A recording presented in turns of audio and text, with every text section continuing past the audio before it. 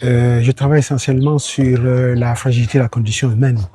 Ce qui m'intéresse le plus souvent, c'est les gens dans leur environnement immédiat, l'adversité, la manière dont ils s'adaptent à l'adversité qu'il y a autour d'eux, et surtout la manière ironique avec laquelle le plus souvent je les perçois dans cet environnement-là. Je travaille aussi essentiellement sur l'idée de pouvoir, quel est l'impact que le pouvoir a sur par la décision qu'ils prennent sur le quotidien des gens. Ce qui m'intéresse, c'est l'idée de répétition, l'idée de travail en groupe, c'est l'idée de prolongement. Je suis essentiellement solitaire dans mon travail, souvent qui peut être un travail extrêmement varié.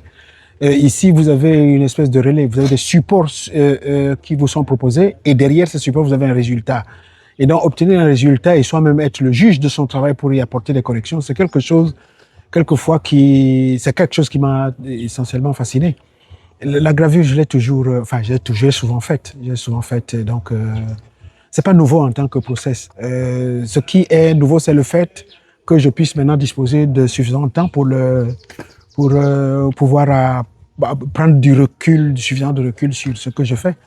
Alors qu'ailleurs, quand je travaille sur la gravure, il y a toujours cette idée de courir après le temps.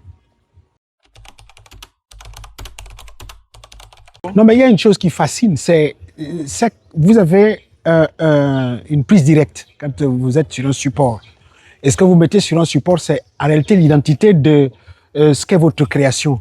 Ensuite, par le résultat du process d'impression, vous obtenez un résultat qui doit être en rapport avec ce que vous avez imaginé. Ce qui est intéressant le plus souvent, c'est que le résultat, quelquefois, en termes d'attente supérieure à ce que vous avez imaginé à la base.